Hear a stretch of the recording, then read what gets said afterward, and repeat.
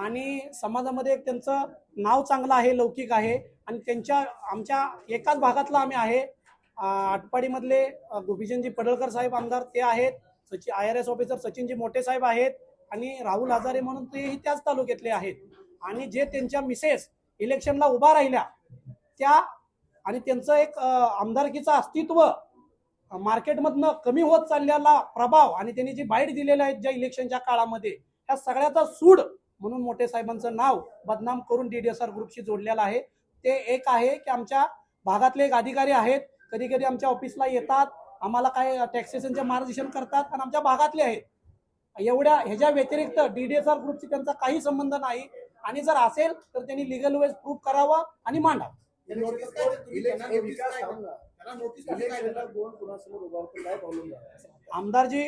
आमदार गोपीचंद पडाळकर साहेब यांचे भाऊ ब्रह्मानंद पडळकर साहेब यांच्या वाईफ तिथे उभा राहिल्या, आणि त्यांच्या विरुद्ध IRS सचिन मोठे यांच्या वाईफ उभा राहिल्या होत्या. आणि त्या वाईफ उभा राहिल्यामुळे यांचा जो बाली किल्ला होता, आणि त्यांच्या जिल्हा परिषदेच्या सगळ्या शीट पडल्या, आणि एकच शीट जी बाली किल्ल्यातली ती 491 मतानं, म्हणजे 980 आली, पण भागिले 2 केलं तर 491, म्हणजे त्यांचा बाली किल्ला हल्ला. म्हणजे त्या कशा प्रकारे त्यांनी निवडणूक लढली हे तुम्ही न्यूजवरती बघू शकता. हे सगळं कारस्थान त्यांचं हल्ल्यामुळं त्यांचं दिमाग हल्लं, आणि त्यांनी जसं भाषणामध्ये सांगितलं, मी अधिवेशनात यांचा गौरवस्फोट करू आणि खोट्या माहिती देऊ, खोट्या तक्राऱ्या सांगू आणि यांना बदनाम करू. अधिवेशनात हा विषय मांडला होता. मुख्यमंत्री महोदय साहेबांनी कारवाई करतो म्हटल्या विषय सोडायला पाहिलं.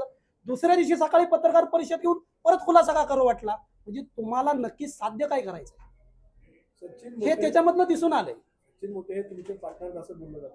साहेब तुम्ही डॉक्युमेंट चेक करा. सचिनजी मोठे साहेब कुठल्याही डॉक्युमेंटवर जर माझे पार्टनर निघाले तर मग बोला ना. हवेमध्ये बोलण्यात अर्थ नाही ना. सगळे आरोप खोटे आहेत. सगळे शासनाची चौकशी झाली त्याच्यामध्ये सगळं दिसून येईल. आणि मला सगळ्या मीडियांना विनंती आहे की ते IRS ऑफिसर आमच्या भागातले उच्च पदस्थ अधिकारी आहेत, आणि त्यांना बदनाम, त्यांची वाईफ उभा राहिल्यानंतर त्यांचं अस्तित्व धोक्यात येतंय हे बघितल्यानंतर हे बनवलेलं एक कारस्थान आहे त्यांनी, आणि बिनबुडाचं हे आरोप आहेत हे ह्याच्यामधून सिद्ध होते. तुम्ही तुमच्यावरती असे आरोप आहेत की तुम्ही लोकांना फसवलेलं आहे, त्यांची घरं दिलेली नाहीये, बांधकाम करत नाही. हे माननीय आमदार गोपीचंद पडळकर साहेब त्यांचे आरोप आहेत. कुठल्या कस्टमरचे आरोप नाहीत, सभासदांचे आरोप नाहीत, कुठल्या सोसायटी मेंबरांचे आरोप नाहीत, पोझिशन दिलेल्या लोकांचे आरोप नाहीत. हे वैयक्तिक त्यांची सूडबुद्धी आरोप आहेत. ह्याच्यामध्ये कुठेही तथ्य नाही. 2000 घोटाळा केला असा आरोप साहेब 2000 करोड रुपये असते तर मी सोसायटी प्रोजेक्ट स्वतःच घेतले असते, आणि बँक स्टेटमेंट ही सगळं चौकशी तुम्ही आता पुढे मुख्यमंत्री महोदय साहेब म्हणतात त्याच्यामध्ये सिद्ध होईल. त्याच्यामध्ये तुम्हाला कळेल ना 2000 करोडचा घोटाळा झालाय की नाही झाला. घोटाळा कोणी केलाय ही मला उघडायला भाग पाडू नका. आमदारच्या तुमच्यावरती असे आरोप त्यांनी केले की महिलांबरोबर काही लोकांनी व्हिडिओ तयार केला, तुम्ही लोकांना ब्लॅकमेल करता.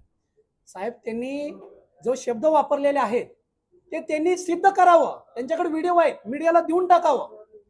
ज्या लोकांचे बनवले त्यांना पुढे घ्यावं. ज्या इन्व्हेस्टरांचं ती म्हणतायत ही करतायत दिले नाहीत, एक तर इन्व्हेस्टर समोर घेऊन यावं, हे कस्टमर घेऊन यावं ज्याची फसवणूक झाल्या. जर यांच्याकडे नाही, हे जसं हॉटेलला सांगितलं, प्रेस कॉन्फरन्सला येताना 50 लोक माझ्या इथं तयार होते, त्यांनी प्रेस कॉन्फरन्स मध्ये घेणं लय गरजेचं होतं. एवढा मोठा पुरावा होता त्यांच्याकडे, आणला नाही. याचा अर्थ ते बुनबुडाचे आरोप केलेले आहेत त्यांनी. कुठलं याच्यामध्ये तथ्य नाही. जे व्हिडिओ त्यांच्याकडे आहे म्हणतात प्रूफ करा ना. खरात साहेबांचे करतायत ना, करा तुम्ही. साहेब गोपीचंद पडळकर सांगतात सचिन मोठेंना मी ओळखतो, राहुल हजारे हा इसम कोण आहे मला माहित नाही. या पत्रकार परिषदेनंतर जर तुमच्यावर जर आरोप झाले याच्यापुढे तर त्याला कसं सामोरं जाणार? आणि DDSR ग्रुप मध्ये यस म्हणजे सचिन आणि आर म्हणजे राहुल असं म्हटलं जातं. तुम्ही DDSR ग्रुपचा गुगलला सर्च करा. 2018, 19, 17 पासून दत्ता डी, दादा डी, सचिन बेरगळ गुगलला वेबसाईट लिहिल, आणि राहुल हजारे हे DDSR आहे. हे कधी आहे? सचिन मोठे IRS होण्याच्या अगोदर बसण्याची कंपनी. आमदार खासदारांची जी सोसायटी ती कधीपर्यंत पूर्ण करावी? 25 ला त्याचं पोझिशन भेटलं पाहिजे. साहेब ते डॉक्युमेंट प्रोसेस ते खासदार आमदार बघतात. माझ्याकडे CC आल्या, त्या नियमाप्रमाणे बांधकाम चालू आहे. पुढच्या ऍडिशनल FSI ची लेटर त्यांना गेलेला आहे. त्याच्या ऍडिशनल FSI भरतील, CC घेतील, आणि CC माझ्या हातात आल्यावर वरचं बांधकाम त्या नियमाप्रमाणे आणि रेराच्या दिलेल्या वेळेमध्ये पूर्ण होईल. मानहानीचा दावा काय ठोकणार आहात? साधारणपणे एवढा ज्यांनी गंभीर आरोप केलेले तुमच्या कंपनीला DDSR वर आता मोठ्या प्रकारे आरोप होत आहेत. किंवा तुमची मिलील झाली, कंपनीची झाली, अशा वेळेला तुम्ही त्यांना 500,000 कोटीचा किती दावा ठोकणार आहात? साहेब, आमदार साहेबांनी ठरवलं म्हणून एखाद्या उद्योगपतीचं नाव खराब होत नाही. ते लोकांनी, ते कस्टमरांनी ठरवलं पाहिजे. आणि मानहानी करायची की नाही करायची, समाजामधला एक आमचा चांगल्या पदावरचे आमदार आहेत आणि आमच्या कुणाचीही भावना नाही की त्यांचं कुठलं पद वाया जावं, त्यांना मंत्री पद मिळावं, त्याच्यामधनं कुठला प्रॉब्लेम यावं, ही आमच्या कुणाची इच्छा नाही. त्या कारणामुळे आम्ही त्यांच्यावरती सोसायटी लोक लिगल काय नोटीस घेतील ती माझा अधिकार नाही, पण आमच्या कंपनीचे आम्ही लोक बसून ठरवू. आमचे सगळे पुरावे शासनाकडे जातील, त्यांचे रिपोर्ट येतील, त्याच्यानंतर ना आम्ही सगळे बसू. पोटावर आले ना, मग तुम्ही कसं साहेब, काय- पोटावर आले, पण आम्ही रटन टाटा फॉलोअर माणसं आहे की आम्ही म्हणजे आरोप बरोबर करताय असं त्याचा अर्थ नाही. होतो. तुम्ही मानहानी 100-200 मानहानी करणार आहे, परंतु त्याला आम्ही आज तुम्हाला उत्तर देणार नाही. सोसायटी आधी सगळे लिगल बनवतील. आम्ही आधी क्लीन चिट घेईल महाराष्ट्र शासनाकडून, म्हणजे हे पुरावे खोटे होते आणि ते साध्य करून मग आम्ही महाराष्ट्र शासनाकडे दावा टाकू, कोर्टामध्ये टाकू आणि त्यांच्यावर मानहानीचा दावा. साहेब, मनुष्यवधाचा देखील गुन्हा दाखल 100% अशी मागणी केली, कारण काही कामगारांचा मृत्यू झालेला असं देखील पडळकर. साहेब, त्याचे पुरावे पोलीस स्टेशनला सबमिशन केलेले आहेत, तिथं सुरक्षा केलेले आहे. त्यांच्यामध्ये काय झालेलं आहे ते सगळं पोलीस स्टेशनला रिपोर्ट आहे. त्या रिपोर्टचा क्लीन चिट DCP पर्यंत गेलेला आहे, तुम्ही बघू शकता. त्याचा इन्शुरन्स आहे. इन्शुरन्सनुसार कॉन्ट्रॅक्टदाराने नेमला, DDSR ग्रुपचा काही संबंध नसतो, कॉन्ट्रॅक्टदाराला नेमून दिलेला आहे. त्याच्या वर्क ऑर्डरमध्ये लिहिलेलं आहे इन्शुरन्स काढणे, साईटच्या सगळ्या सेफ्टी पाळणे, हे सगळं त्यांची जिम्मेदारी आहे आणि पोलीस स्टेशनला त्यांच्या थ्रू ती नोंद गेलेली आहे. DDSR ग्रुपवर कोणती नोंद नाही ती खासदार आप्पा बारणे देखील इन्व्हेस्टर आहेत नाही. साहेब, आतापर्यंत हे जे आमदार महोदय आहेत हे महाराष्ट्रात वेगवेगळी विधानं करण्यात, महाराष्ट्रातल्या मोठ्या मोठ्या नेत्यांवर अगदी खालच्या पातळीवर जाऊन टीका करण्यात एक्सपर्ट आहेत आणि ते वादग्रस्त देखील ठरलेले आहेत आणि त्यांनी माफी मागणार नाही अशा देखील भूमिका घेतलेल्या आहेत. या सगळ्या पार्श्वभूमीवर या आमदार महोदयांचं तुमचं जे वैयक्तिक आहे त्यातून ही सगळी टीका होते असं वाटतं? साहेब, मी त्या गोष्टीवरती जाणार नाही. माझ्या DDSR ग्रुपची जी बदनामी गेली होती त्याच्यावरती मी माझं संभाषण मांडलेलं आहे. महाराष्ट्रामध्ये काय चालू आहे याच्यावरती मी भाष्य करणं एवढा मोठा माणूस नाहीये.